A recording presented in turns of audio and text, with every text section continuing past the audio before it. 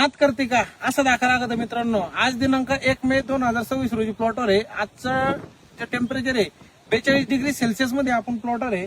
प्लॉटला जास्त दिवस नाही झाले मित्रांनो, फक्त 52 दिवस कंप्लीट झालेले आहे.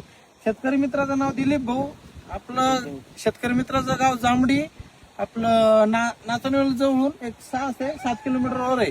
शेतकरी मित्राला 52 दिवस कंप्लीट झालेले मित्रांनो. पूर्ण शेड्यूल न मिस करता फॉलो केलेलं आहे. जे शेतकरी मित्र म्हणताना एक दिवसाआड फवारणी केल्यानंतर काय फायदा होतो त्याचा लाईव्ह डेमो तुम्हाला आज दाखवतोय मी. शेतकरी मित्रांनो विश्वास ठेवा, जे आपण शेड्यूल देतो तो पूर्णपणे वेळेवर फॉलो करा, न चुकता इमानदारीनं तुम्हाला 100% याच पद्धतीने रिझल्ट देणार आहे. आणि जे शेतकरी मित्र आपल्या शेड्यूलला नाव ठेवत होते, आज त्यांच्यासाठी लाईव्ह उत्तम डेमो मी दाखवतोय. आणि आजपासून आपण फील्डवर उतरणार मित्रांनो. आपल्या सिल्लोडमध्ये भागामध्ये आजच्या डेटमध्ये मिनिमम 400+ शेतकरी आपल्याला जुडलेले फक्त सिल्लोड एरियामध्ये. म्हणजे नवीन रजिस्टर चालू आहे ते सोडूनच द्या.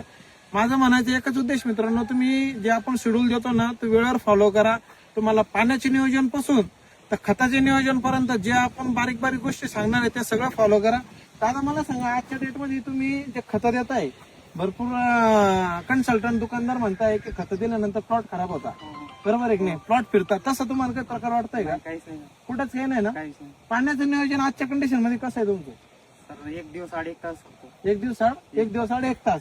मित्रांनो बघा, 52 दिवसामध्ये या पद्धतीने काम चालू आहे. ज्या दिवशी पाणी गेलं त्या दिवशी खत कंपल्सरी आहे. आणि त्याच्यात एक दुसरी गोष्ट तुम्ही असंही करू शकता पाण्याचं. आज जर तुम्ही 2 तास पाणी दिलं या स्टेजला, तर 2 दिवस गॅप देऊन खत द्यायचं, या पद्धतीने काम ठेवावं लागतं.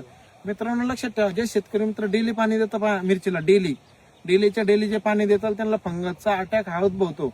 आणि जे शेतकरी मित्र म्हणतात की आमचे प्लॉट एवढे मोठे झाल्यानंतर फिरतात किंवा मग उबळतात, त्याच्या मागचं रिझन असं आहे की जर तुमची जमीन जर तापलेली नसली किंवा तुमच्या जमिनीमध्ये ऑलरेडी जर बुरशीचा प्रकोप जर असला तर 100% तुम्हाला त्याचा तोटा होणार आहे.